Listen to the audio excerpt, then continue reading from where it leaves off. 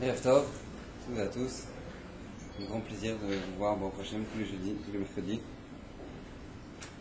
Donc Bezrat Hashem, je voulais vous dire que vous savez que dans quelques jours, dimanche, il va se passer un événement, si jamais le Mashiach ne vient pas d'ici là, un événement quelque peu catastrophique, qui est l'élément le plus catastrophique qui se passe dans le monde, qui est tout simplement la destruction du Beth Amikdash. Parce que comme nous dit la Gemara, toute génération dans laquelle le Beth Amikdash n'a pas été reconstruit, c'est comme si dans cette même génération, le Beth Amikdash a été détruit.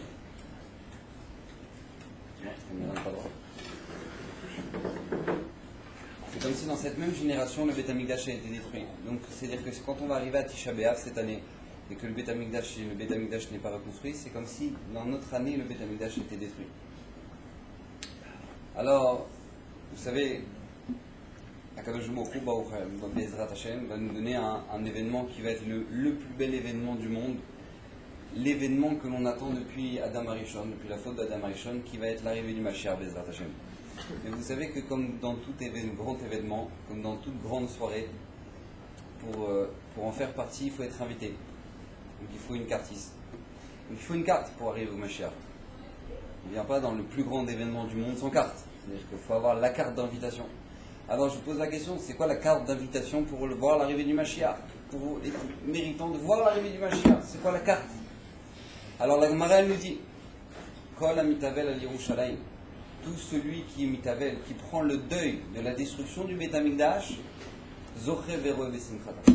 Il va mériter, il verra Bezrat Hashem dans sa reconstruction, dans sa joie. Il verra Yerushalayim dans sa grandeur. Tout celui qui prend sur lui le deuil de Yerushalayim, alors c'est lui qui verra Yerushalayim.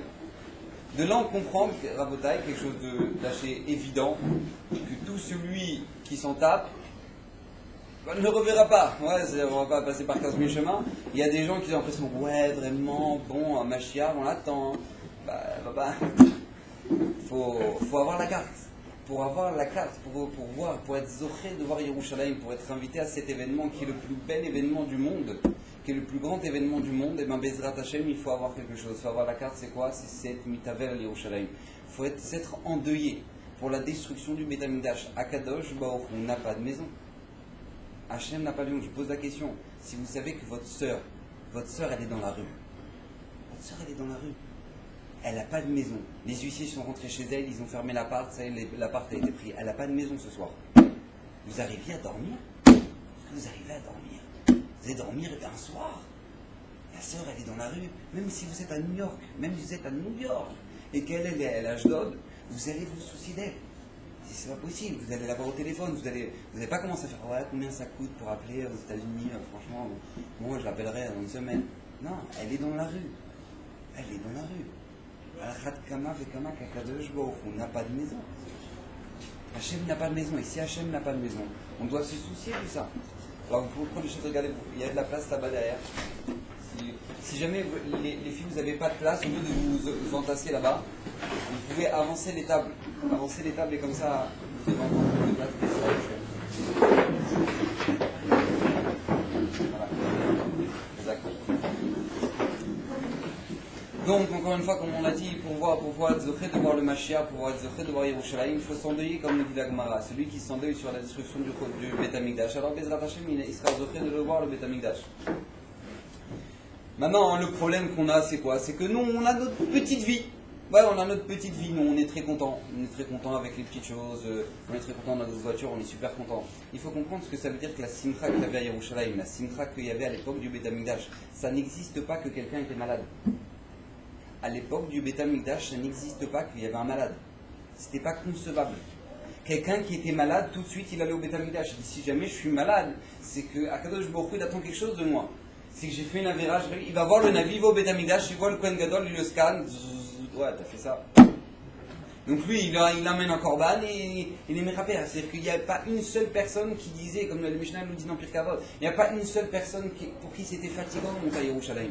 Tout le monde, il n'y avait pas le bus, il n'y avait pas la clim. C'est-à-dire que maintenant, on est en plein mois d'août, et on est en plein mois d'août sur des cailloux, on est en train de monter pour aller jusqu'à Yerushalayim, je vous assure, c'est un bon tioul, ouais. Et on va monter, il n'y avait pas une seule personne qui s'est dit, oh, c'est souvent, il fait chaud, ouais.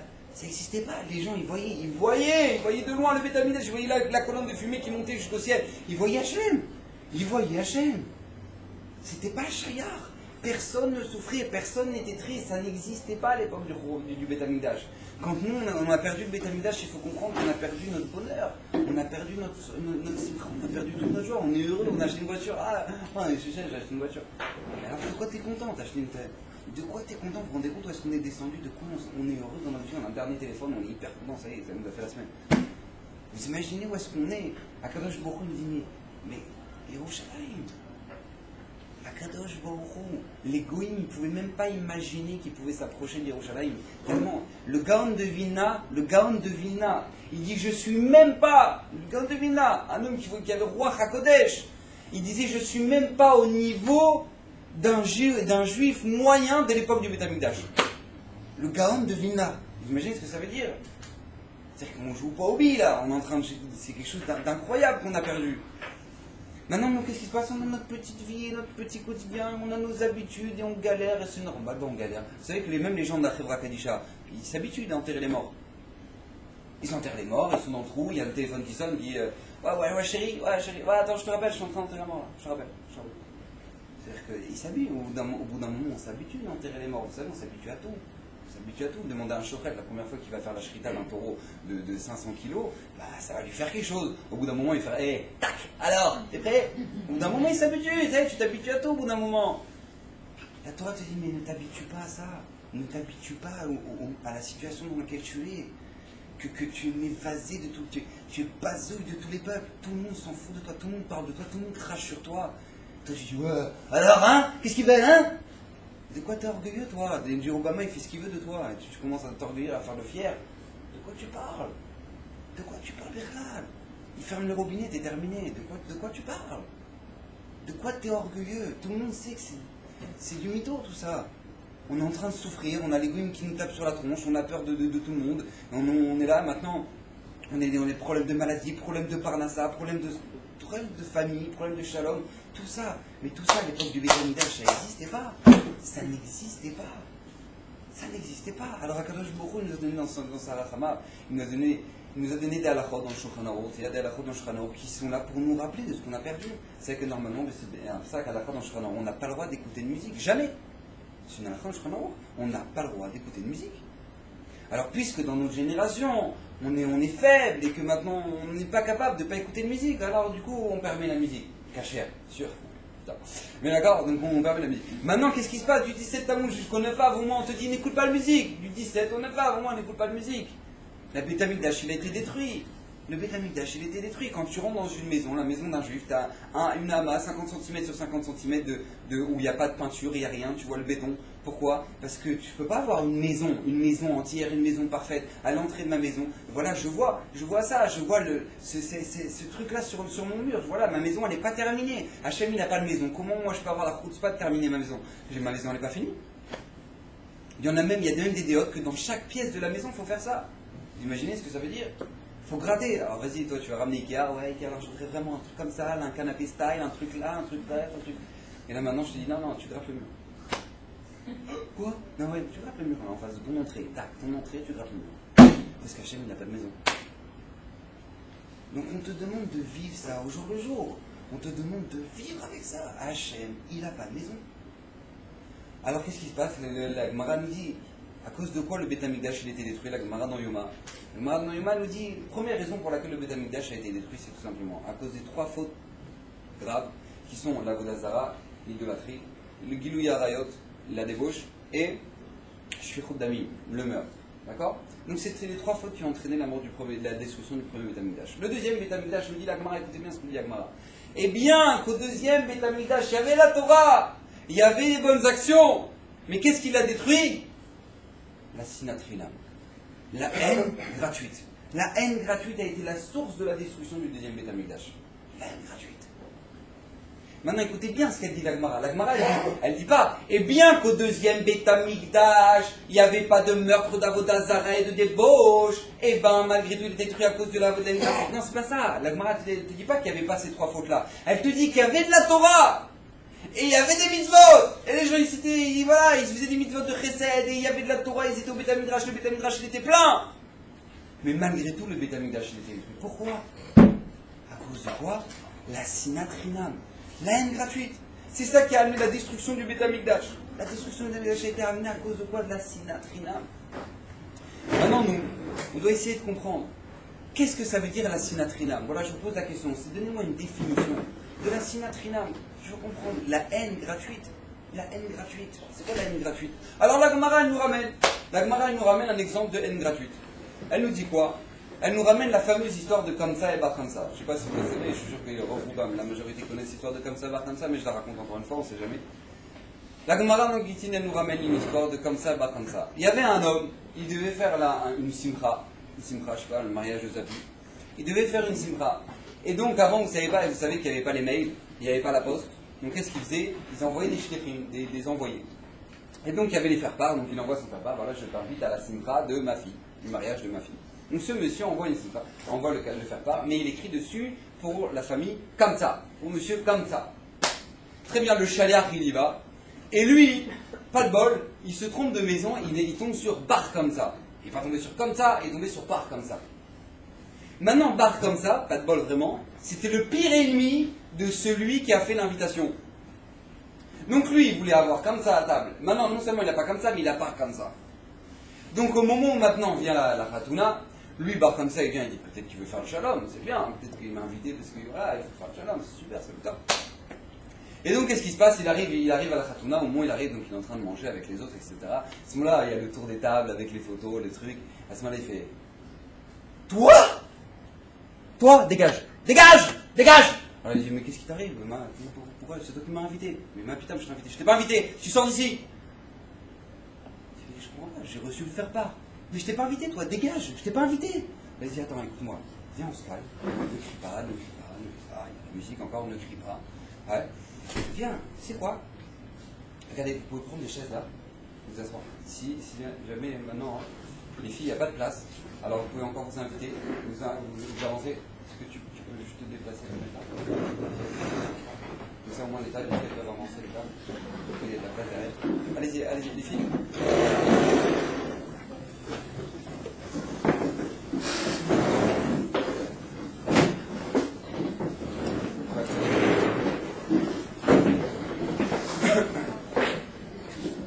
Et donc, qu'est-ce qui se passe? Comme ça, donc, part comme ça, lui dit calme-toi, pourquoi tu t'énerves comme ça? Pourquoi tu te mets dans un état comme ça? Calme-toi, calme tes nerfs, regardez ça.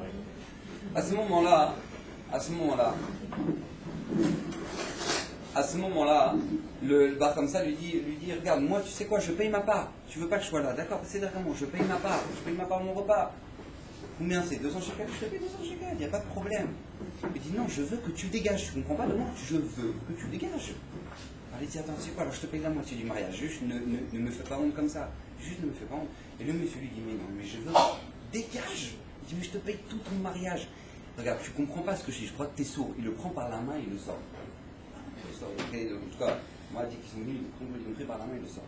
La Gemara nous dit quelque chose d'incroyable. Vous savez que le contact humain change beaucoup de choses. Vous savez que je vous donne un conseil dans la vie de tous les jours. Si jamais un jour vous voulez calmer quelqu'un, il y a quelqu'un qui est très énervé avec vous, quelqu'un qui est très énervé avec vous, qui crie, truc, machin.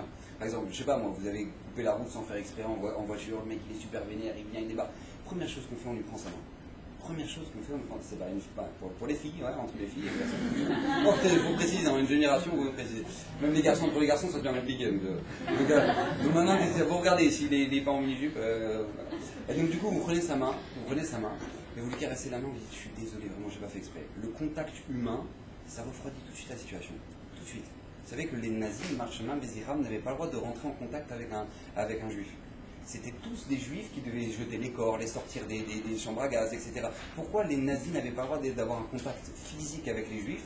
Parce que tout simplement, Marchemin, Béziram, et Claire, il avait compris ça. À partir du moment où tu as un contact physique avec la personne, alors ça crée un ribour, ça crée une union. Et donc ils ne voulaient pas. Les juifs, c'est une sourasse.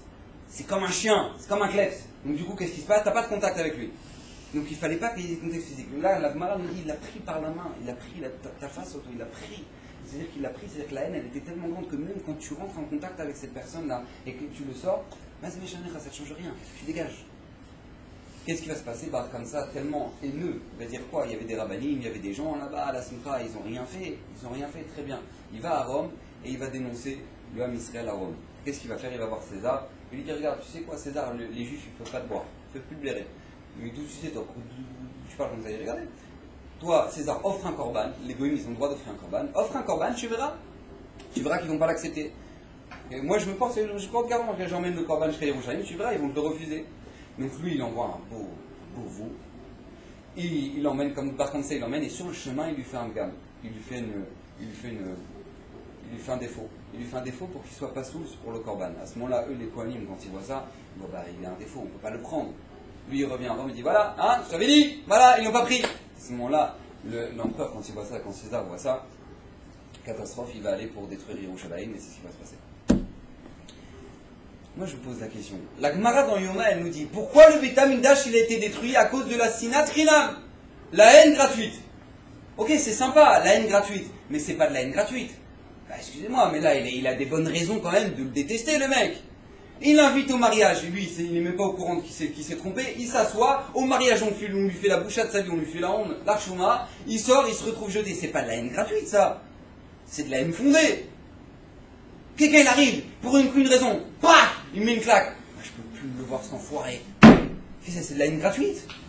Excusez-moi, il y a un problème dans la définition, c'est pas de la haine gratuite. La haine gratuite, c'est, regarde, lui, je peux pas, lui, il se la joue, lui, j'aime pas sa tronche. Ça, c'est de la haine gratuite. Ouais, de la haine gratuite, si je peux pas me le voir, j'aime pas sa tronche, ouais, elle fait la belle, truc, je supporte pas. D'accord, ça, c'est de la haine gratuite. Et là-bas, tu la connais même pas, tu parles même pas avec elle, tu sais même pas qui c'est, là, tu peux pas te la voir. Bon. Ça, c'est de la haine gratuite. Mais là, c'est pas de la haine gratuite. La Gemara, elle n'est pas en train de nous ramener des histoires de la haine gratuite, elle nous ramène des histoires de la haine fondée. C'est-à-dire que là, il avait toutes les raisons de le haïr, le mec. Qu'est-ce qui se passe? Il dit non, à cause de la haine gratuite. Et c'est ça l'histoire. Quel rapport même entre la haine gratuite et l'histoire? Pardon? Les rabbins qui étaient présents ne sont pas intervenus dans cette affaire. Et alors? Dans l'affaire. Ils auraient dû intervenir. Donc c'est pas de la haine gratuite. Mais c'est aussi de leur faute. Ils ne sont pas intervenus quand ils ont assisté. Oui, donc c'est fondé. Donc c'est fondé. C'est fondé. C'est pas de la haine gratuite. Donc nous, on cherche un cas de haine gratuite et c'est pas le cas. Donc ça, c'est la première question. La deuxième question, c'est qu'il faut essayer de comprendre quelque chose. C'est très compliqué. La Torah, elle nous dit qu'il y a un rapport entre la haine gratuite et la destruction du Beit HaMikdash. Moi, je vous pose la question, quel rapport? Moi, je ne peux pas me le voir, mon voisin. Je ne peux pas me le blairer. Je l'aime pas, il fait du bruit, il me dérange. Je ne peux pas me le voir. Quel rapport entre je ne peux pas voir mon voisin et le Beit HaMikdash qui est détruit? Quel rapport? Franchement, honnêtement, quel rapport? Moi, je ne peux pas me le voir, je peux me dire, je ne supporte pas, j'aime pas les gens, voilà, je suis antipathique. Qu'est-ce que je fasse? Je suis antipathique. Mais quel rapport entre le fait d'être antipathique et je mets pas les tefilines, je mets les tefilines, je fais Shabbat, voilà, j'emmène des corbanages, je vais à Yom Kippour, je fais Yom Kippour, je fais Sukkot, quel rapport? On dit non, tu sais quoi? Parce que maintenant, tu as la haine gratuite, et ben le Beit HaMikdash il va être détruit. Quel rapport entre les deux? Donc on va essayer de comprendre Bezrat Hashem, quel rapport il y a entre les deux. La troisième question qu'on va essayer de comprendre Bezrat Hashem, c'est que Rabbi Akiva nous dit quelque chose. Ve'ahavta l'eracha kamocha. C'est toute cette belle phrase. Ve'ahavta l'eracha kamocha. Tu aimeras ton prochain comme toi-même. Zeklal gadol batora. C'est la règle générale de toute la Torah. Tu veux la base de toute la Torah, ve'ahavta l'eracha kamocha. La Gemara dans Shabbat aussi, elle nous raconte une histoire avec Hillel. Hillel, qu'une fois il y avait un goy qui voulait se convertir. Il est parti voir Shammai. Et au moment où il est parti voir Shammai, il lui a dit voilà, je voudrais, monsieur le rabbin, que vous m'appreniez toute la Torah sur un pied. C'est-à-dire, je voudrais savoir toute la Torah, voilà. Tic-tac, voilà, croquette. Alors il lui dit, dégage, ça n'existe pas, hein, les études de la Torah. Moi je suis là du matin au soir en train d'étudier la Torah, je me casse la tête pour essayer de la comprendre, toi maintenant tu arrives et tu veux la Torah facile. Qu'est-ce d'abord, ça n'existe pas. Donc lui il va voir Hillel, et à ce moment-là, au moment où il va voir Hillel lui dit, bah tu sais quoi, je vais te dire la Torah, tout en résumé. Ne fais pas à l'autre ce que tu n'aimerais pas qu'on te fasse. Ne fais pas à l'autre ce que tu n'aimerais pas que l'on te fasse. Après, tout le reste de la Torah, c'est que des commentaires de ce clan-là, de cette généralité-là. Ne fais pas à l'autre ce que tu n'aimerais pas qu'on te fasse. Très bien. Je vous pose la question, quel rapport? C'est quel rapport entre toute la Torah et le fait de ne pas faire à l'autre ce que tu n'aimerais pas qu'on te fasse? Je comprends. Pour les mitzvot qui concernent toi et ton prochain, alors je comprends. C'est-à-dire, ne fais pas à l'autre ce que tu n'aimerais pas qu'on te fasse. Mais quel rapport Shabbat? Quel rapport les korbanot? Quel rapport tout ça avec maintenant, avec ce que tu ne fais pas à l'autre, ce que tu n'aimerais pas qu'on te fasse? Quel rapport? Quel rapport? C'est-à-dire que c'est Ben Adam Lechavero, quel rapport? Maintenant, je veux mieux comprendre l'Ilchot Shabbat, parce que tout simplement, maintenant, je ne fais pas à l'autre ce que j'aimerais pas qu'on me fasse. Et pourtant, il te dit, ça, c'est la règle générale de toute la Torah. Alors, comment on comprend un truc pareil? Alors, vous savez, Akadosh Baruch Hu nous a fait un chesed extraordinaire. Il nous a donné deux tables de la loi. Maintenant, sur les deux tables, il y a les premières tables, c'est quoi? C'est les commandements entre l'homme et Hachem. Anochi Hachem Elokecha, Lo Yelecha, d'accord? Je suis Hachem mon Dieu. Tu ne prononceras pas mon nom en vain. Tu feras Shabbat, d'accord? Les deuxièmes tables, les 5 autres commandements, les deuxièmes tables, c'est quoi? C'est l'homme envers son prochain. C'est l'homme envers son prochain. Donc tu ne voleras pas, tu ne tueras pas, tu ne convoiteras pas. D'accord? L'homme envers son prochain. Maintenant, il y a un commandement qui n'a pas sa place. Qui n'a pas sa place ici. A priori, Hachem, il ne savait pas où le mettre, on dirait. C'est-à-dire quoi? Tu respecteras ton père et ta mère. Parce que sur le commandement, tu respecteras ton père et ta mère, c'est sur la première table. De quoi? De toutes les mitzvot entre l'homme et Hachem. Le dernier, c'est le 5e commandement, tu respecteras ton père et ta mère. Mais quel rapport maintenant? Akadosh Baruch Hu, il en avait 6, il en avait 4 de l'autre côté, elle dit, comment on va faire? Bon, on va le mettre là. C'est une cassette d'avare. C'est sûr que si Hachem maintenant il l'a mis là, c'est qu'il y a une raison de le mettre là. Le yesod de tout ça, c'est quoi? La base. Comment on peut comprendre tout ça? Tout simplement. Akadosh Baruch Hu nous a donné une mitzvah de respecter notre père et notre mère. Grâce à ça, on a un tremplin pour respecter Hachem. C'est tout simple. Si toi tu es absolument incapable de respecter celui qui te ramène du lait tous les matins dans ton frigo, et qui te donne à manger, et qui te fait manger des pizzas, et que maintenant tu as de où dormir le soir, tiens un toit, et qui se soucie où tu peux dormir, si tu n'es pas capable de respecter ça, ton père et ta mère, alors tout simplement tu n'arriveras jamais à respecter Akadosh Baruch Hu qui t'a donné la vie. C'est la base. Si tu sais respecter les gens qui sont proches de toi, qui te donnent les choses élémentaires, alors tu comprends, tu sauras respecter Akadosh Baruch Hu qui te donne la vie, qui te fait battre ton cœur chaque instant. Donc ce commandement-là de respecter son père et sa mère, c'est le commandement qui est le tremplin pour arriver au mitzvot de Ben Adam Lamakom. Le tremplin pour arriver au mitzvot qui te concerne toi et envers Akadosh Baruch Hu, c'est comment tu vas y arriver grâce au respect des parents.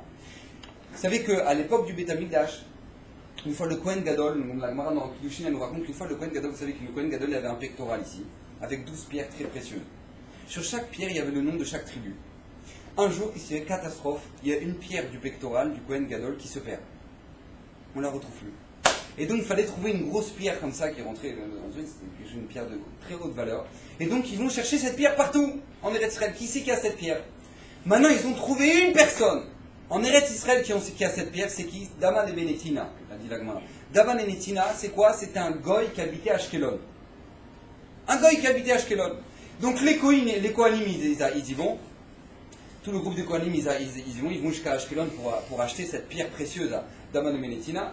Au moment où ils arrivent à Ashkelon, ils arrivent chez Dama, au moment où ils lui disent, bon voilà, nous on a tout l'argent, tout ce que tu veux, voilà, on est prêt pour acheter la pierre. Il lui dit, pas de problème, j'arrive 2 secondes, elle est dans le coffre.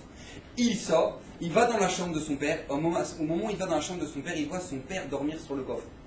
Là, le coussin, ouais, sur le coffre, la tête en train de dormir sur le coffre.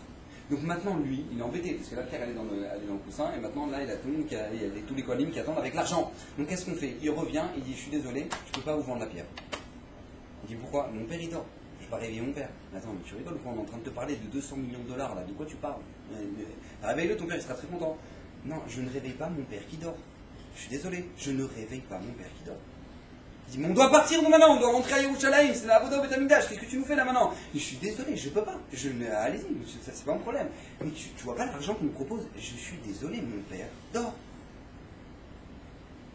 De là, on apprend ce que ça veut dire le kibbud avem, le respect des parents. De là, on apprend ce que ça veut dire le respect des parents. Rabotai, la Gemara, les Mefarshim nous explique que cette histoire-là, vous savez quand est-ce qu'elle s'est passée? Juste avant la destruction du deuxième Beth Amikdash. Juste avant la destruction du deuxième Beth Amikdash. Quelle était la pierre qui a été perdue? Cette pierre, c'est la pierre de la tribu de Binyamin. Vous savez que le Beth Amikdash, le Kodesh HaKodashim, se trouvait sur un endroit, sur le territoire de Binyamin. Pourquoi le Beth Amikdash a été construit sur le territoire de Binyamin et sur aucune autre tribu? Sur le territoire de aucune autre tribu. Pourquoi? Nous dit le Midrash, nous dit la Gemara, écoutez bien, Binyamin qui n'a jamais manqué de respect à Yaakov, que lui c'était le seul de tous les frères qui n'a pas fait partie de la vente de Yosef, qui n'a jamais fait de tsar, de souffrance à son père, Binyamin. Sur lui sera construit le Beth Amikdash. Celui qui sait respecter son père, à son endroit, je construirai ma maison. Pour que ça serve d'exemple pour le Ham Israël. À partir du moment où on respecte nos parents, alors on arrive à respecter Akadosh Baruch Hu. Cette pierre du Bétam et cette pierre-là du pectoral du Kohen Gadol, c'était celle de Binyamin. C'était celle de Binyamin. Où est-ce que les Kohanim vont la retrouver, cette pierre? Où ils vont la retrouver? Chez un goy qui respecte ses parents comme personne. Comme personne, nous dit la Gemara. C'est un goy. Dama, personne ne respecte ses parents aussi bien que lui. Pourquoi Hachem il a fait ça? Parce qu'Hachem il voulait regarder. Vous perdez le respect envers votre Père qui est dans les cieux. Faites attention, la destruction du Beth Amikdash, elle va arriver. Vous perdez le respect que vous avez envers Akadosh Baruch Hu. Alors comment je vais vous réveiller? D'un coup, la pierre de Binyamin disparaît. Quoi? Il n'y a personne qui sait où est-ce qu'il est. Personne ne sait où est-ce qu'il est. Et chez qui vous allez retrouver cette pierre-là? Chez un goy qui respecte son père et sa mère. Pour nous apprendre qu'à partir du moment où on sait respecter son père et sa mère, alors on arrivera à respecter Hachem. C'est pour ça qu'Akadosh Baruch Hu nous a donné les mitzvot Ben Adam, les Chavero, l'homme envers son prochain. Parce que grâce aux mitzvot de l'homme envers son prochain, alors tu arriveras à respecter Hachem. Je vous donne un autre exemple. Le vendredi soir, on rentre de la Beth Knesset, Shtamach Haboré, la table de Shabbat prête, magnifique, la maison, les bougies allumées, on rentre, qui touche. Au moment où on fait kiddush, normalement vous savez que dès qu'on peut, on devance la mitzvah, on fait en sorte que la mitzvah puisse se faire le plus rapidement. Jamais on retarde une mitzvah. La Chane nous dit non, hey, attention, tu t'arrêtes et tu chantes un chant. Eshetraï. On te demande, chante, Eshetraï. La femme vertueuse. Tout le monde chante. Quoi, c'est beau, c'est joli, c'est sympa, qu'est-ce que on va mettre des chansons maintenant? Qu'est-ce que tu veux maintenant? On a une mitzvah de Mekadesh et Shabbat, c'est une mitzvah de la Torah. On te dit non, avant de faire la mitzvah de la Torah, attends, chante Eshetraï. Pourquoi la Torah elle veut ça de nous? C'est un minhag Israël, mais pourquoi on fait ça? Parce que tout simplement, Eshetraï, c'est la base de tout le Shabbat. C'est la base de tout le Shabbat. Vous savez pourquoi? Eh bien, il n'y a personne d'autre dans une maison qui peut savoir plus que le mari ce que la femme fait pour la maison. Personne. Vous verrez les attachés quand on sera mariés. Personne ne peut savoir plus dans une maison que l'homme, ce que la femme fait dans toute sa maison. Personne ne sait plus que l'homme. Donc l'homme, on lui demande, regarde, chante un chant à ta femme. Fais-lui des louanges à ta femme. Et chez ça. Pourquoi? Parce que tout simplement, si toi, tu es capable, le vendredi soir, avant, voilà, tu as toutes les salades, la marocaine, toutes les machins, ouais, avant d'avoir toutes les salades et tu as envie de t'éclater le bide avec le coca frais, ouais, avant que tu vois tout ça, avant que tu manges tout ça, on te dit, regarde, et de la akaratatov pour celle qui a tout fait dans cette maison. Et si toi, tu es capable d'avoir de la reconnaissance pour celle qui a tout fait dans cette maison, alors tout simplement, tu comprendras ce que ça veut dire Shabbat. Qu'Akadosh Baruch Hu, il a créé le monde en 6 jours, et ces 6 jours-là, il les a créés pour toi. Réfléchis, t'as tout Shabbat pour ça. Réfléchis, t'as tout Shabbat. Mais si déjà toi, tu es incapable d'avoir un minimum de reconnaissance envers ta femme, donc tu n'en auras pas pour Hachem. Donc tu ne comprendras jamais Shabbat. Donc c'est pour ça qu'il dit, il aime la base de toute la Torah, c'est ne fais pas à l'autre ce qu'on n'aimerait pas qu'on te fasse. Parce que grâce à ça, tu arriveras à Shabbat aussi. À Shabbat, vous imaginez où la Torah met place la femme. Si toi, tu as un minimum de reconnaissance pour elle, tu comprendras ce que ça veut dire qu'Hachem t'a donné une semaine entière pour toi, une création entière pour toi. Tu comprendras ce que ça veut dire Shabbat. Ça, c'est Shabbat. Vous savez que nous, la Torah, elle nous demande, à l'époque du Beth Amikdash, elle nous demande de ramener, elle nous demande encore, à Kadosh Baruch Hu, nous demande de lui demander pardon pour toutes les avérotes qu'on fait. Moi, je vous pose la question, comment toi, tu peux arriver, tu dis à Kadosh Baruch Hu, tu demandes à Kadosh Baruch Hu de te pardonner, mais la dernière fois qu'il y a quelqu'un qui t'a fait une crasse, toi, t'es impardonnable. Lui, je vais me le faire. Elle est réelle, c'est terminé. C'est terminé. Mais voilà, ça va, ça fait 10 ans. 10 ans, ça fait son temps au bout d'un moment. 10 ans. Non. Je vais le défoncer. Mais qu'est-ce qui t'arrive? 10 ans. Et toi, t'arrives à Yom Kippour, dire Hachem. Excuse-moi. Pour le Chiouf Karet, pour la copine, pour le...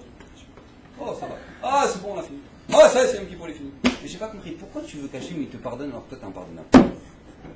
Pourquoi tu veux, toi, qu'Hachem il te pardonne alors que toi, t'es impardonnable? Explique-moi la logique. Je comprends pas. arrives, tu dis Akadosh Baruch Hu. Donc tu peux comprendre la base des korbanot, des sacrifices, tu la comprends grâce à quoi? Grâce à quoi? Ben Adam Nechavero, envers toi, ton prochain. Quand tu comprends que toi, tu es impardonnable, tu comprends combien c'est compliqué de pardonner quand on t'a fait une belle crasse bien pourrie. Quand on t'a pris de l'argent, quand on t'a fait tout ça, ouais. Quand on t'a fait une belle crasse, tu comprends ce que ça veut dire que pardonner, alors tu comprendras que t'es Tachanoun, tu dois mettre un peu plus de cabane à la prochaine fois. Parce que c'est important. C'est important. Akadosh Baruch Hu te dit, sache que ton prochain, c'est un tremplin. Pour tout simplement comprendre ce que ça veut dire que Akadosh Baruch Hu, c'est lui le créateur, c'est lui qui vit avec nous chaque instant. Alors vous savez que ça va tellement loin ce principe-là, écoutez bien, qu'au moment de la destruction du premier Beth Amikdash, c'est marqué que Eliyahu Hanavi, il a vu le Ham Israël en pleurs, le Yerushalayim qui va être détruit, le Beth Amikdash complètement cassé. Eliyahu Hanavi va implorer Avraham Avinu. Il demande à Avraham, tes enfants vont être livrés comme de la viande chez le boucher. Mamash, une catastrophe ce qui se passe à Yerushalayim, je t'en supplie, Avraham, fais quelque chose, Avraham Avinu, fais quelque chose. Qu'est-ce qui se passe? Que fait Avraham Avinu? Avraham Avinu va à Kadosh Baruch Hu, dit à Kadosh Baruch Hu, Ribono Shel Olam, j'ai pris mon fils, tu m'as demandé, un fils que j'ai attendu 100 ans pour l'avoir. J'ai pris ce fils-là, je l'ai sacrifié. À Kadosh Baruch Hu, je t'en supplie, par le mérite de la Akedat Yitzhak, ne détruis pas le Beth Amikdash. À Kadosh Baruch Hu ne dit rien. Eliyahu Hanavi va voir Yitzhak. Il dit Yitzhak, je t'en supplie, tes enfants vont être livrés à la boucherie, je t'en supplie. Yitzhak, va implorer Hachem. Yitzhak va implorer à Kadosh Baruch Hu, qu'est-ce qui se passe? Il lui dit à Kadosh Baruch Hu, moi, tu m'as même pas parlé à moi, tu t'es même pas adressé à moi, tu t'es adressé à mon père. Et même si tu t'es adressé à mon père, moi, je suis allé sur le misbéar. Et au moment où j'étais accroché là pour me faire sacrifier, j'ai dit à mon père, accroche bien les cordes, papa, accroche bien les cordes, je veux pas bouger pour pas que je sois un korban qui soit pas saoul. Pour pas être un korban pas saoul. Ça vous dérange pas? Est-ce que vous pouvez allumer la clé ici? Parce que celle-là, là-bas, elle est allumée, mais ici, elle n'est pas allumée. Juste, il faut prendre la télécommande et... Là-bas, là. Vous voyez que c'est allumé? Voilà. Et donc, qu'est-ce qui va se passer? Yitzhak implore à Kadosh Baruch Hu, et au moment où il implore à Kadosh Baruch Hu, qu'est-ce qui se passe? Hachem ne dit rien. Yaakov Avinu, Eliyahu Hanavi va voir Yaakov Avinu, au moment où Eliyahu Hanavi implore à Yaakov, je t'en supplie, fais quelque chose pour tes enfants, fais quelque chose. Yaakov va voir Kadosh Baruch Hu, dit Ribono Shel Olam, tes enfants vont être livrés à la bouche, je t'en supplie, par le srout que moi j'ai élevé mes 12 enfants, tous mes enfants dans la Gdoucha, là-bas chez Lavan le plus pourri des pourris, là-bas j'ai gardé la Gdoucha que tu m'as appris. À Kadosh Baruch Hu, je t'en supplie, par ce mérite-là, sauve le Beth Amikdash et les Bnei Israël. À Kadosh Baruch Hu ne répond rien. À ce moment-là vient Moshe Rabbeinu. Et Moshe Rabbeinu implore Hachem, pendant 40 ans dans le désert, j'ai porté ces enfants-là comme un enfant, comme une mère, elle porte un enfant dans ses bras. À Kadosh Baruch Hu, je t'en supplie Hachem, sauve mes enfants. Hachem ne répond rien, jusqu'à ce que vienne Rachel Imenu. À ce moment-là, Rachel va dire à Kadosh Baruch Hu, par le mérite qu'au moment où je devais me marier avec Yaakov, à la place de me rentrer sous la roupa, on a fait rentrer ma sœur Léa.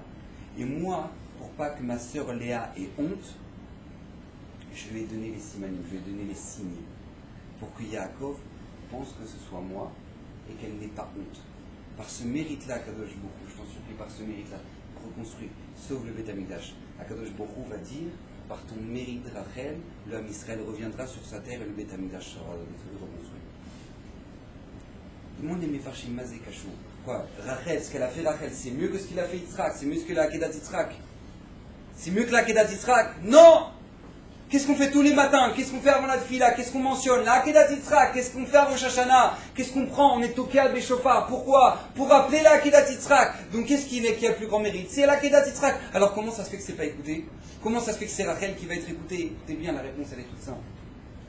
Parce que Rachel, elle a tout, au moment où elle a donné les signes à Léa, elle a tout donné. Elle a donné sa vie. Vous savez qu'à l'époque, il n'y avait pas les Shidduchim. Il n'y avait pas 15 Bachur et Shiva. Il n'y en avait qu'un. Il s'appelait Yaakov. D'accord? Il n'y en avait qu'un. Donc sur le monde des Shidduchim, c'était fermé. Il y en avait un, Nekuda. C'est-à-dire qu'après, voilà, baba, tu restes toute seule toute ta vie. Donc maintenant, elle allait dire, mais attends, mais j'ai pas compris. Si moi je donne les signes, ça veut dire qu'elle va Yaakov, il va comprendre qu'en fait, c'est moi qui ai donné les signes. Donc ça veut dire qu'en fait, Yaakov il va penser qu'en fait, je suis une vendue. Comme ça, elle a pensé Rachel. Elle a dit, c'est pas grave, ça vaut la peine pour pas que ma sœur, elle ait honte. Nous dit les Mefarshim, il n'y a pas pire pour une femme de rentrer une autre femme dans sa maison. Il n'y a pas pire souffrance pour une femme qu'une autre femme rentre dans la maison. Et c'est sa sœur. C'est sa sœur. À ce moment-là, Rachel dit, Akadosh Baruch Hu, toi qui as détruit le Beth Amikdash, pourquoi tu as détruit le Beth Amikdash? Parce que tout simplement, il y avait un roi Racha qui s'appelait Ménaché qui avait mis tout simplement une statue à 4 faces dans le Beth Amikdash. Il disait, voilà, Hachem, t'as vu, hein, dans ta maison, regarde, tu vas la voir de tous les côtés, elle a 4 faces. Parce qu'il y avait un malade mental qui sacrifiait des sacrifices à l'idolâtrie dans ta maison. Akadosh Baruch Hu, t'as détruit le Beth Amikdash. Mais Akadosh Baruch Hu, toi, tu ne supportes pas l'idolâtrie. C'est la pire chose pour toi. Et Rachel dit à ce moment-là, Akadosh Baruch Hu, tu sais, c'est quoi la pire chose pour une femme? C'est de faire rentrer une autre femme chez soi. Et malgré tout, je lui ai donné les signes. À ce moment-là, Akadosh Baruch Hu dit, par ton srout, Rachel, par ton srout, le Beth Amikdash sera reconstruit. Mais à ce moment-là, à partir du moment où il n'y a plus le respect de l'autre, tout le mérite du deuxième Beth Amikdash est perdu. Tout le mérite du deuxième Beth Amikdash est terminé. La bataille, il faut comprendre quelque chose. Qui est le fondement, pas seulement ton prochain, c'est le tremplin pour faire la volonté d'Hachem. Mais derrière ton prochain se cache Hachem. Derrière ton prochain se cache Akadosh Baruch Hu. Vous savez que le problème qu'on a, pourquoi on appelle ça la sinatrinam? Pourquoi on appelle ça la sinatrinam, la haine gratuite? Parce que tout notre problème c'est qu'on est absolument incapable de comprendre que derrière la personne qui vient pour me prendre les nerfs là, pour m'énerver, qui vient à ce moment-là, mon chahier, je suis en train de faire les courses, voilà, j'ai fait les courses pendant 3 heures, le caddie il est plein, machin, truc, j'attends pendant 3 heures et d'un coup il y a un autre là, il vient tranquillement avec son caddie, il se rapproche comme ça, pour essayer de me taper la place. Bon, maintenant moi j'ai pas le temps, j'ai pas les nerfs, j'ai envie de rentrer, je viens de finir une journée de travail, j'ai pas les nerfs, toi t'as envie de l'éclater. Rabotaï, qui c'est qui nous a envoyé celui-là là? Ce chra là qui vient à ce moment-là, au moment où maintenant moi j'en peux plus, je suis à la limite. Qui c'est qui me l'a envoyé? C'est Akadosh Baruch Hu. C'est Hachem qui te l'a envoyé. C'est le Boré Olam qui te l'a envoyé. Parce que là maintenant, il voit que maintenant tu peux travailler, tu peux savoir où est-ce que tu en es dans tes midotes. Combien t'es coléreux, combien t'es énervé, combien t'es... Ça, dans ces moments-là, Hachem il te teste. Hachem il te teste pour te bonifier, pour que tu sois plus calme, pour que tu sois plus gentil, pour que tu sois mévater. Pour tout ça, Kadosh Baruch Hu t'a envoyé cette personne-là. C'est pour ça qu'en fait, tout simplement, la sinatrinam. Pourquoi c'est rinam? Pourquoi c'est gratuit? Parce que t'as pas vu Hachem derrière tout ça. Je vous pose la question, vous savez que dans la Gemara, dans cette Gemara là de comme ça et bar comme ça, dans cette Gemara de comme ça et bar comme ça, il n'est même pas mentionné le nom de celui qui est la source de tout ça. On te dit comme ça, par comme ça, c'est qui par comme ça? C'est celui qui est venu, et comme ça, c'est celui qui aurait dû être invité. Maintenant, qui c'est qui invite? Qui c'est qui a la base de tout ça, qui l'a viré de la soirée, qui a... tout ça? C'est qui lui? La Gemara ne nous mentionne même pas son nom. Pourquoi la Gemara ne nous mentionne pas son nom? Parce que la Gemara veut t'apprendre Mazé Méchané. Mazé Méchané, qu'est-ce que ça change maintenant que tu sais son nom? Qu'est-ce que ça en a à faire que tu saches son nom? C'est Akadosh Baruch Hu qui te l'a envoyé, voilà, comprendre que c'est Hachem qui est derrière tout ça. C'est pour ça que n'importe quelle chose qui peut t'arriver dans ta vie, n'importe quelle personne qui peut t'énerver dans ta vie, tout simplement, si tu t'énerves contre cette personne-là, c'est rinam, c'est gratuit. T'as pas compris que c'est Hachem qui se cache derrière ça. T'as pas compris. T'as pas compris que c'est Akadosh Baruch Hu qui est derrière tout ça. T'as pas compris. Vous savez que le Rav Israël Salanter, que celui qui a créé le Moussar, l'éthique juive, celui qui a créé toute la morale juive, enfin, en tout cas qu'il a remis à niveau. C'était Rav Israël Salanter. Vous savez comment le Rav Israël Salanter, il a fait ça, il a créé le Moussar? Parce qu'il a entendu une histoire. Une histoire. C'est quoi cette histoire? Une fois, il y avait un petit cordonnier dans une ville de l'Europe de l'Est. Un petit cordonnier, lui, il gagnait sa vie. Et il a commencé à faire une grosse affaire. Il était devenu un bon cordonnier. Il a commencé à faire un premier magasin, un deuxième magasin. Bref, il a commencé à cartonner. Il faisait partie des gros riches de la communauté. Gros riches de la communauté. Maintenant, eux, les riches, là, les snobs, ils commencent à avoir un peu les boules parce que eux, leur business, il commence à descendre. Et lui, bam, il éclate la baraque. C'est notre cordonnier. Même chez lui, je ramenais pas mes chaussures. Quel rapport maintenant? Lui, maintenant, il est assis avec nous sur les premiers bancs. Quel rapport, lui, maintenant? Et lui, ce cordonnier-là, il va marier sa fille. Et pour marier sa fille, il prend la plus belle salle de la vie. Truc de fou, quoi. Là, au top. Au moment où il rentre maintenant, au moment où il rentre avec la Kala, avec sa fille, pour l'amener jusqu'à la Koupa, à ce moment-là, il y a un riche qui a tellement la haine de l'avoir vu réussir comme ça, il a tellement la haine, il lui glisse dans l'oreille, pendant qu'il est en train de monter, il lui dit, dis-moi, combien tu prends pour réparer mes chaussures? Comme ça, il lui dit dans l'oreille. À ce moment-là, cet homme-là, il a tellement eu honte de ce qu'il lui a dit, qu'il est mort sur place, arrêt cardiaque. arrêt cardiaque. Juste avant d'emmener sa fille à la roupa. Rav Israël Salanter, il a entendu cette histoire, il a dit attends, j'ai pas compris. Qu'est-ce que ça peut lui faire que lui dit ça? Qu'est-ce que ça peut lui faire? Si tu comprends que c'est Hachem qui est derrière tout ça, qu'est-ce que ça peut te faire que lui dit ça? Et l'autre, celui qui lui a dit ça, qu'est-ce que ça peut te faire que lui soit riche? Qu'est-ce que ça peut te faire? C'est quoi le problème? C'est que nous ne voit pas qu'il y a Hachem qui est derrière tout. On ne voit pas. Donc du coup, en fait, tout simplement, ça s'appelle de la sinatrinam. Parce que tu t'attaches à lui, mais lui c'est un chaliard. Lui c'est un chaliard. C'est un chaliard pour te bonifier, c'est un chaliard pour te dire regarde, travaille ton orgueil, regarde, c'est rien, on s'en fout de ça, on s'en fout de ça. Qu'est-ce que ça peut te faire? Vous savez, celui qui a atteint ce niveau-là, l'homme qui a atteint ce niveau-là de voir Hachem derrière tout, c'était Yosef Hatzadik. Yosef Hatzadik, il savait voir. Au moment où il a été vendu par ses frères, non, ses frères, ils voulaient le tuer, ils l'ont jeté dans le puits. Après, il a été vendu, il est descendu en Égypte, c'est une folle furieuse qui lui court derrière tout le temps. Il a fait 13 ans de prison. Une fois qu'il sort de tout ça, mais je les attends avec une batte de baseball, mes frères, je vais les défoncer. Ouais. Et comment il réagit, Yosef? Comment il réagit? Regardez-la, toi, comment Yosef il réagit au moment où il voit ses frères. Il se dévoile à ses frères. Il dit, mais mes frères, je vous aime. Je vous aime, mais vous inquiétez pas, si s'est passé tout ça, c'est parce qu'Hachem voulait ça. Et parce qu'Hachem m'a envoyé en Égypte. C'est même pas vous, c'est Hachem. C'est même pas vous. Les frères, ils pètent un câble. Ils voient ça. C'est pas possible, ça peut pas être vrai. Ça peut pas être vrai. Un niveau pareil, ça peut pas être vrai. À quel écart que même au moment où ils vont aller enterrer Yaakov, ils ont encore peur que Yosef va se venger. Yosef va le dire, il pleure, il dit mais vous inquiétez pas, je vous en veux pas. Yosef voit derrière chacun Akadosh Baruch Hu. C'est pour ça qu'au moment où Yosef va retrouver Binyamin, au moment où il retrouve son petit frère, il le prend dans les bras, il pleure. C'est marqué Al Savarav, il a pleuré sur le Savarav de Binyamin, sur les coups de Binyamin. Il a pleuré dans son cou à Binyamin. Maintenant il y a un problème. Ça veut dire quoi? Il a pleuré dans son cou. On a tous un coup. Voilà. Donc maintenant il a pleuré dans son cou. Non, on dit Al Savarav, sur ses coups à Binyamin. Quel rapport? On manque de coups. En plus, qu'est-ce que ça peut faire? Il a pleuré dans un truc, il a pleuré sur la manche, il a pleuré sur l'épaule, sur le truc. Et ben c'est méchant où il a pleuré. Il a pleuré. Qu'est-ce que ça peut te faire maintenant? Dans son cou. On a besoin de te dire attention, dans son cou. Qu'est-ce que ça va t'apprendre? Qu'est-ce que tu apprends tout ça? Écoutez bien lui, ça d'extraordinaire. Yosef, au moment où il va pleurer dans le cou de Binyamin, nous dit Rashi, il a pleuré sur la destruction. Pourquoi ça va? Sur ces deux coups, sur la destruction du premier Beth Amikdash et la destruction du deuxième Beth Amikdash. Quel rapport maintenant? Il revoit son frère. Ça fait je ne sais pas combien d'années qu'il ne l'a pas vu.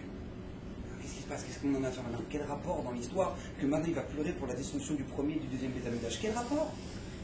La réponse, elle est toute simple. C'est quoi le coup? Le coup, c'est ce qui fait le lien entre ce qu'on sait et ce qu'on vit dans notre cœur. C'est lui le passage de ce qu'on sait et ce qu'on vit dans notre cœur. Le problème, c'est quoi? C'est quand on sait beaucoup de choses, mais qu'on ne le vit pas. Ça veut dire qu'il y a une coupure dans le coup. C'est-à-dire que maintenant, il n'y a pas de rapport entre maintenant ce qu'on sait et ce qu'on vit. Je vous pose la question. Vous savez tous qu'Akadosh Baruch Hu, c'est lui qui a créé le ciel, la terre, c'est lui qui fait tout, et c'est lui qui dirige tout, et c'est lui qui m'envoie cette personne-là, et c'est lui qui m'envoie ça, et c'est lui qui m'envoie cette épreuve-là. On sait tout ça. Mais Rabotaï, est-ce qu'on le vit? Est-ce qu'on le vit ça? Yosef, c'est lui qui va pleurer sur les coups de Binyamin. Pourquoi il va pleurer sur le coup de Binyamin? Parce que tout simplement il va pleurer, il va voir la destruction du Beth Amikdash, il va dire je sais que le Ham Israël va arriver à une période où ils vont oublier que derrière chacun se cache Akadosh Baruch Hu. Ils savent, mais au moment où maintenant il lui met les nerfs, et ben il s'énerve et il crache dessus et il veut se venger. Pourquoi? Parce que ça vient des tripes. Il n'y a plus de rapport entre ce qu'ils savent et ce qu'ils vivent. C'est coupé. C'est pour ça que Yosef va pleurer sur le coup de Binyamin. Sur le coup de Binyamin, Yosef, lui, qui était capable de voir Hachem chez chacun, qui était capable de voir Akadosh Baruch Hu chez chacun. Vous savez que David Améler, au moment où il était poursuivi, David Améler, il était en train de fuir. À ce moment-là, vient, comment il s'appelle? J'oublie son nom. Oh là là, j'oublie son nom. Vient qui était un des conseillers de David, mais j'oublie son nom. J'oublie, c'est bon, là. Vient, il commence à lui faire une klala nimretzat, il commence à être Mekalel David, il commence à l'insulter pendant qu'il est en train de fuir. À ce moment-là, le chef des armées de David, il dit attends, laisse-moi ce chien là, je vais l'éclater. Comment il parle comme ça au roi? Vous savez qu'il y a un digne d'un roi, le roi d'Israël, celui qui manque de respect au roi, il est chayav mita sans mishpat, sans devoir faire de jugement, rien du tout. David Améler, il peut le tuer direct. À ce moment-là, David lui dit non, laisse. Akadosh Baruch Hu lui a dit de me dire ça. Vous imaginez, David Améler, il est en train de fuir maintenant. C'est le roi qui est en train de fuir. Maintenant, il est en train de fuir, on arrive, on lui crache dessus, on lui balance des cailloux. Qu'est-ce qui se passe? Au moment où il est au pire du pire dans une vie d'une personne, le pire. Qu'est-ce qu'il dit? Il dit, c'est Akadosh Baruch Hu qui va dire ça. Au moment où David Améler va dire ça, au moment où David Améler va savoir voir Akadosh Baruch Hu chez l'autre, qu'est-ce qui va se passer? Il va devenir le 4e pied du trône d'Akadosh Baruch Hu. 4e pied, Abraham, Yitzhak, Yaakov et David. Par ce mérite-là d'avoir su voir Akadosh Baruch Hu partout. Pourquoi c'est important de savoir voir Hachem chez chacun? Parce que tout simplement, tant que tu ne sais pas voir Akadosh Baruch Hu chez l'autre, eh ben, tu ne vois pas Hachem dans ta vie. Donc qu'est-ce que tu veux qu'Hachem il aille faire au Beth Amikdash? On a posé la question, quel rapport entre la Sinat Rinam et la destruction du Beth Amikdash? Mais qu'est-ce que tu veux qu'Hachem il aille faire à Yerushalayim s'il ne réside pas dans ta vie? Hachem, on a déjà dit, expliqué plusieurs fois, qu'Akadosh Baruch Hu n'en a rien à faire de résider entre 4 murs. Hachem, il veut résider, Hachem, il veut résider dans le cœur de chacun. Si tu sais voir chez l'autre, Akadosh Baruch Hu, alors tant mieux, Hachem, il a sa place à Yerushalayim. Mais si maintenant toi, tu vois Hachem nulle part, tu règles tes comptes avec tout le monde, tu vois pas que c'est Akadosh Baruch Hu qui t'envoie ça dans ta vie, et ben qu'est-ce qui se passe? Hachem, il n'est pas là avec toi, il n'est pas avec toi. Si Hachem, il n'est pas avec toi, qu'est-ce que tu veux qu'il aille faire? Servir de tableau à Yerushalayim? Qu'est-ce que tu veux qu'il fasse là-bas? Hachem, il veut résider dans notre cœur avant de résider à Yerushalayim. Hachem, il veut résider ici avant de résider à Yerushalayim. La preuve, vous savez la preuve. Qui c'est qu'Akadosh Baruch Hu va nous envoyer pour détruire le Beth Amikdash? Titus. Il marche mauvais héros. Titus, empereur romain. Vous savez que Titus, c'est un malade mental, mais un profond, quoi. Lui, il avait un gros problème mental. C'est bien. Il va prendre, au moment où il va rentrer dans le Beth Amikdash, il va prendre un Sefer Torah, il va dérouler le Sefer Torah, il va prendre une prostituée, il va aller avec elle dans le Kodesh HaKodashim sur un Sefer Torah.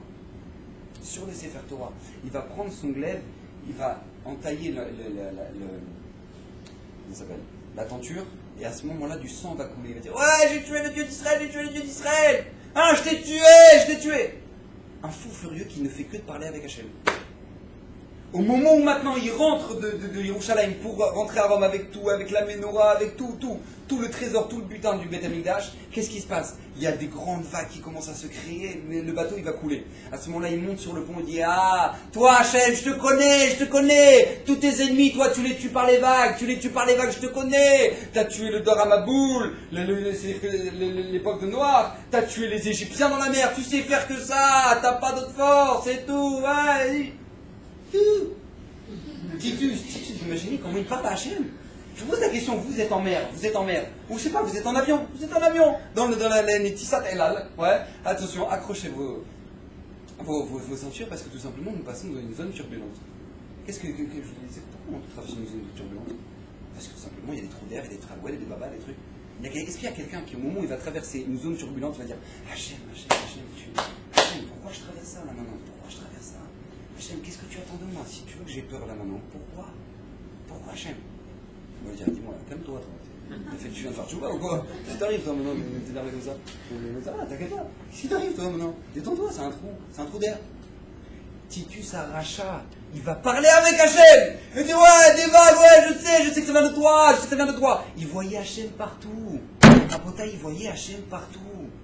À ce moment-là, vient une voix céleste qui sort et qui dit, tu sais quoi, tu fais le malin, tu verras. Je vais te ramener un moustique et c'est lui qui va t'éclater. Au moment où il arrive à Rome, il descend. À ce moment-là, il y a un moustique qui rentre dans son nez. Il rentre dans le cerveau, il va lui pomper le sang jusqu'à ce qu'il meure.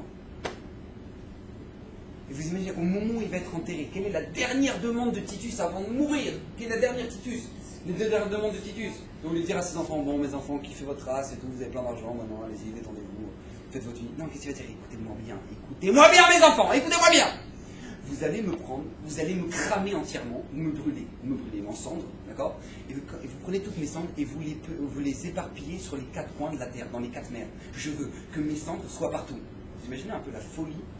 C'est qu'ils vont prendre un bateau, ils vont aller à Rome, ils vont aller sur le port, et au moment où ils vont aller sur le port, là-bas en Italie, ils vont prendre des bateaux, un qui va dans l'océan Atlantique, un dans l'océan Pacifique, un dans le truc, un au pôle Nord, un au pôle Sud. Pourquoi? Parce qu'il a demandé de vider ses cendres partout, pour pas que Dieu le retrouve.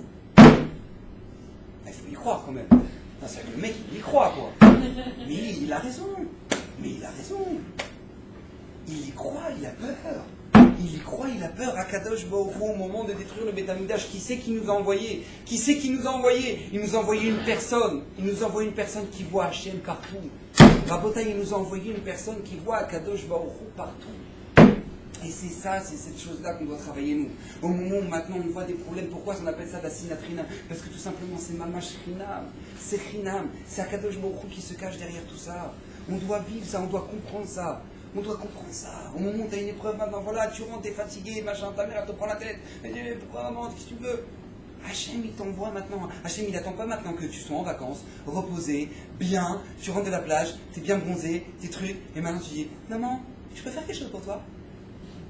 C'est pas ça le respect des parents. Le respect des parents, c'est le moment où tu es défoncé, tu viens de te taper un mifran 0, et tu viens de rentrer, et que maintenant toi il fait chaud, et que le masgal il marche pas, et que tu rentres chez toi, et ta mère elle te dit, tu sais quoi, tu veux me passer la serpillière? Maman! Maman! C'est à ce moment-là qu'on te demande de respecter ton père. Pourquoi Hachem il te l'envoie à ce moment-là? Parce que c'est comme ça qu'on sait vraiment ce que tu vaux. C'est comme ça qu'on sait vraiment ce que tu vaux. Il faut savoir une dernière chose, je vais terminer avec ça, Hachem. Au moment où il y avait, pendant la Shoah, il y avait un grand tzaddik sur lequel j'aime beaucoup raconter des histoires qui s'appelle le Admour Mitzans Rosenborg.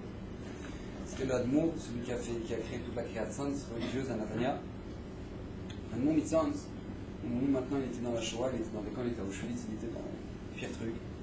Ces chassidim, ils sont assis autour de lui et ils lui disent Rébé, ça suffit pas tout ce qu'on a souffert. Pourquoi le Beth Amikdash il n'est pas reconstruit? Le Beth Amikdash, il n'est pas reconstruit. On a fait des mitzvot, on fait ce qu'il faut. Et même si maintenant on a fait des avérotes, on est dans l'enfer maintenant. On est au cœur de l'enfer. Hachem, pourquoi il ne reconstruit pas le Beth Amikdash? À ce moment-là, le Admour lui dit, si tu veux que je te dise quelque chose, le Beth Amikdash, il est reconstruit déjà. Le Beth Amikdash, il est reconstruit déjà. Alors pourquoi il n'est pas là? Pourquoi Hachem ne nous le descend pas? Pourquoi il nous délivre pas de toute cette folie? C'est parce qu'il manque une seule chose au Beth Amikdash. Vous savez c'est quoi? Le rideau de l'entrée, la parouchette, c'est tout ce qui manque. Il faut juste l'accrocher. Alors il dit Rébé. Chassidim il dit Rébé. Alors accrochez-la vous. Il dit mais Chassidim, j'essaye de l'accrocher, mais à chaque fois il y a quelqu'un qui vient et qui l'arrache. Raboutaï, avant l'arrivée du Mashiach, on est des derniers instants avant l'arrivée du Mashiach, selon tous les chazalim, il n'y a jamais eu autant de coïncidences dans tout ce qui s'est, à part notre période maintenant. Mashiach, on les aura encore une fois, comme on a dit au début du Shiur, à partir du moment où on l'a attendu. Une des trois questions qu'on nous demande après la mort, c'est quoi? Kavata etim la Torah. Est-ce que tu as ton business, tu as été honnête? Si Pita le Yoshua, est-ce que tu as attendu l'arrivée du Mashiach? Attendre l'arrivée du Mashiach, c'est pas juste ça va quand Mashiach sera là. Si Pita est sauvé, attendre l'arrivée du Mashiach, c'est comme quelqu'un il monte en haut d'une tour, il dit regarde, il est où? Ça, c'est attendre le Mashiach. Le Chafetz Chaim qui était Cohen, il avait une valise. Et là où il allait, il avait les habits déjà prêts pour faire la Avoda au Beth Amikdash. Ses habits de Kohanim, ils étaient déjà prêts. Ephraim Kanevski à Bnei Brak. Il a déjà son habit prêt, tout prêt pour l'arrivée du Mashiach. Il a déjà son costume. Il a déjà son frac tout prêt pour quand Mashiach va venir. Il est déjà prêt. On l'entend, tac, on prend ce truc, on le met. On est déjà prêt pour accueillir le Mashiach. Ça s'appelle attendre l'arrivée du Mashiach. Ça s'appelle attendre l'arrivée. Mon Rav, Rav Elchanan Cohen, il est Cohen. Son ongle ici, il le laisse pousser. Il a un ongle long ici au pouce. Pourquoi? Parce que les Kohanim au Beth Amikdash, ils devaient faire une avoda par rapport aux oiseaux, de leur sectionner la nuque avec l'ongle. Et je lui ai demandé une fois pourquoi vous avez le long. Il a dit parce que tout simplement là, la chod du Beth Amikdash, Bezrat Hashem, et ben Aaron Cohen, il nous fera une chazara, ça va, il va nous apprendre toute la chod comme il faut. Mais quoi, je vais pas attendre que mon ongle y pousse.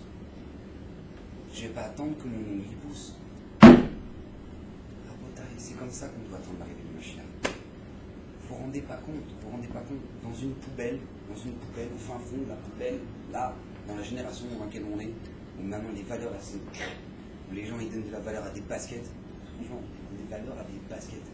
maintenant, une génération, où tout est important, où rien n'est important. Voilà, ça c'est la génération, c'est où tout est important, c'est-à-dire comment je vais m'habiller, comment je vais être style, attention, il ne faut pas que je mette la même jupe là que pour le chiro le dernier, parce que le chiro le dernier, il y avait Patricia, elle était là, donc du coup elle va me voir encore avec la même jupe.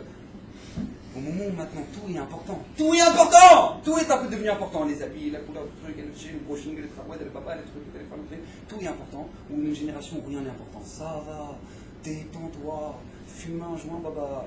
Détends-toi, relax, relax. Qu'est-ce qui t'arrive là, de te presser comme ça? Pourquoi? Pour mettre les tefilines, ça va. On a toute la journée. Défoncé le mec. Défoncé. Tout est important ou rien n'est important. Rabotaï, on doit voir où est-ce qu'elle est l'essentiel. On nous a enlevé notre Neshama. Pachout a enlevé notre Neshama.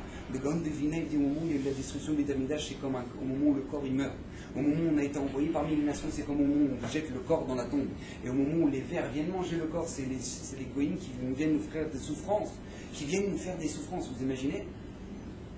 À un moment de la destruction de Betamidash, plus personne n'avait la force. Ils ne voulaient même plus se marier, les gens, ils ne voulaient plus rien faire. Pourquoi on vit? Pourquoi on vit? Hachem n'est plus avec nous, pourquoi on vit?